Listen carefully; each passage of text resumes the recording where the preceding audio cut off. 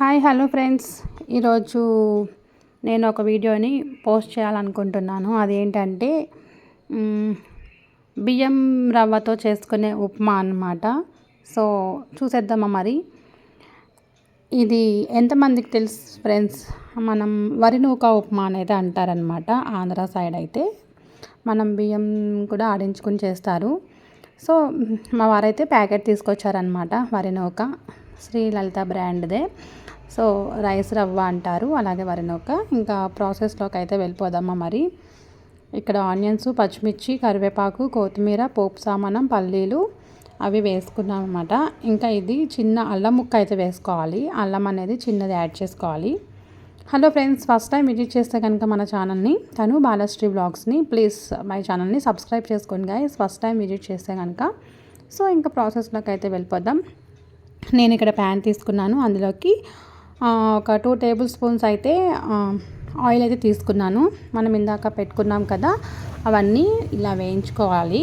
వేయించుకున్న తర్వాత golden colour వచ్చేంత వరకు పచ్చిమిర్చి అనేది మనకి కలర్ చేంజ్ అవుతుంది. ఆనియన్స్ మరి గోల్డెన్ కలర్ వచ్చేలా కాదు, కర్రీకి కాదు కాబట్టి, ఉప్మా కాబట్టి జస్ట్ పచ్చిమిర్చి అనేది కొంచెం కలర్ చేంజ్ అవుతుంది. సో పోపు సామానం కూడా గోల్డెన్ కలర్ వచ్చేంత వరకు వేయించుకొని,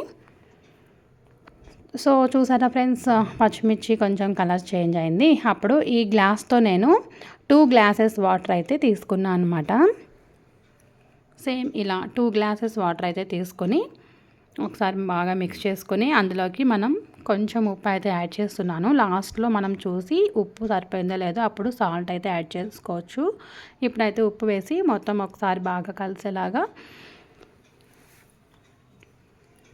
మిక్స్ చేస్తున్నాను. సో ఇది బియ్యం నూక ఉప్మా మీలో ఎంతమందికి ఇష్టం ఫ్రెండ్స్? చాలా బాగుంటుంది బియ్యం నూక ఉప్మా అనేది. సో ఎప్పుడైనా మీరు ట్రై చేశారా, తిన్నారా ఫ్రెండ్స్? ఒకసారి ట్రై చేయకపోతే కనుక ఒక్కసారి ట్రై చేయండి, చాలా టేస్టీగా ఉంటుంది.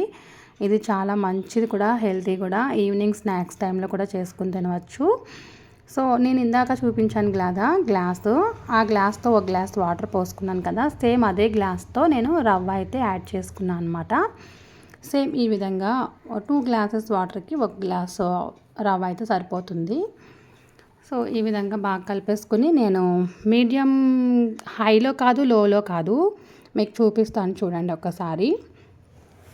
మనం ఇక్కడ మరి హైలో పెట్టుకుంటే మాడిపోతుంది, లో అయితే ఇలా ఉంటుందన్నమాట. అందుకని మధ్యలో పెట్టుకున్నాను. హైలో అయితే పెట్టుకోవద్దు, బాగా మాడిపోతుంది. అలా అని లోలో కూడా కాకుండా మీడియంలో పెట్టుకుంటే సరిపోద్ది. ఫైనల్గా అయితే మనకి ఇలా రెడీ అయిపోయింది. మనం తినేటప్పుడు రవ్వ అనేది పొడి పొడిలాడుతూ ఉంటేనే బియ్యం నూక ఉప్మా అనేది చాలా బాగుంటుంది. అదే ముద్ద ముద్దగా ఉంటే అసలు తినబుద్ధి కాదనమాట. పొడి పొడిలాడుతూ ఉంటేనే బాగుంటుంది. సో చూడండి, ఈ విధంగా ఉంటుందన్నమాట. సో ఇది మీరు ఎంతమందికి ఇష్టమో నాకు తప్పకుండా కామెంట్ చేసేయండి ఫ్రెండ్స్. మరి నా స్టైల్లో ఉప్మా మీకు నచ్చితే కనుక ఒక లైక్ అయితే ఇచ్చేసేయండి. Bye friends, bye. ఓకే, ఇంతవరకు వీడియో చూసినందుకు thanks for watching. Bye friends, మళ్ళీ నెక్స్ట్ వీడియో మీ ముందుకు వస్తాను. Bye bye.